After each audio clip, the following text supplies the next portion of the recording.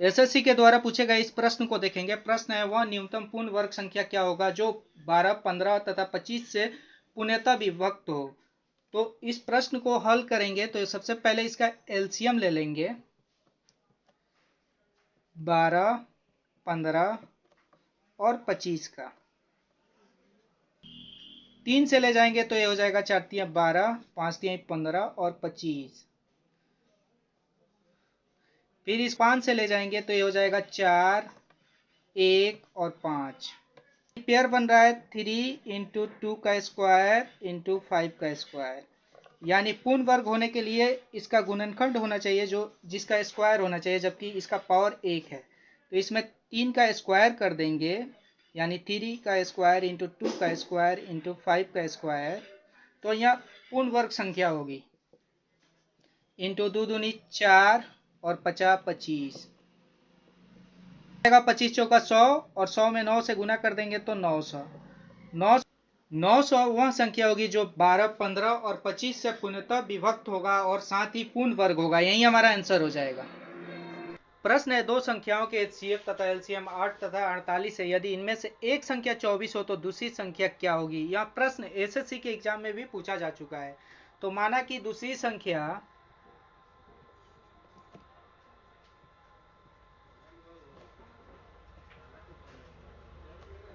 x है, तो इसके लिए एक फार्मूला होता है, पहली इंटू दूसरी संख्या equal to LCM into HCF. तो पहली संख्या 24 दिया गया है प्रश्न में इंटू एक्स इक्वल टू कर देंगे एलसीएम। एलसीएम इसका दिया गया है 48 इंटू हो जाएगा एचसीएफ यानी 8। एक्स इक्वल टू हो जाएगा 48 इंटू 8 और बट्टा में हो जाएगा 24। 24 दूना 48 यानी 8 दूना 16।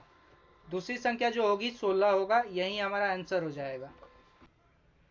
इस प्रश्न में दशमलव का एलसीएम निकालेंगे, जैसे कि दिया गया है प्रश्न में 1.08, 0.36 तथा 0.90 का एलसीएम कितना है। तो सबसे पहले पॉइंट को खत्म करेंगे। तो प्रत्येक अंक में 2 अंक के बाद पॉइंट है, यानी पॉइंट को हटाकर इसको लिख देंगे 108, 36 और 90। इसका एलसीएम निकालेंगे तो 2 से निकालेंगे तो ये हो जाएगा 54, 18 और 45। फिर 2 से ले जाएंगे तो ये हो जाएगा 27, ये हो जाएगा 9 और ये हो जाएगा 45। फिर 3 से ले जाएंगे तो ये हो जाएगा 9 तिया 27, 3 तिरिका 9 और 15 तिया 45। फिर 3 से ले जाएंगे तो ये हो जाएगा 3 तिरिका 9, 1 और 5 तिया 15।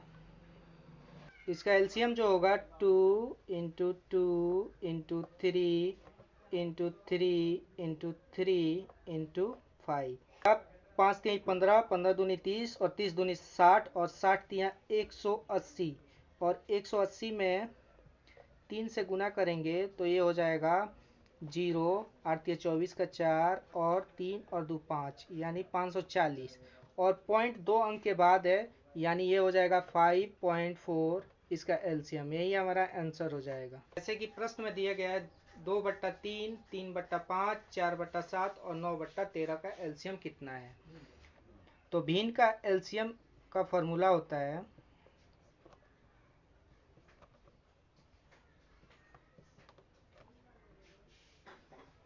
अंश का एलसीएम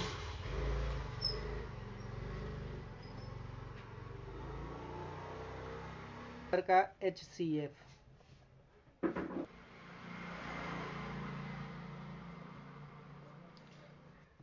तो 2, 3, 4, 9 का एलसीएम निकालेंगे तो ये हो जाएगा 2 से ले जाएंगे तो 1, 3, 2 और 9।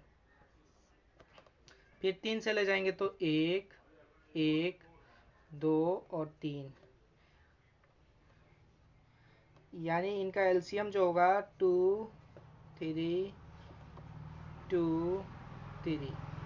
इसका HCF निकालेंगे तो इसका HCF जो होगा 1 होगा, यानी 3 दूना 6, 6 तिया 18, 18 दूना 36, 36 इसका आंसर होगा।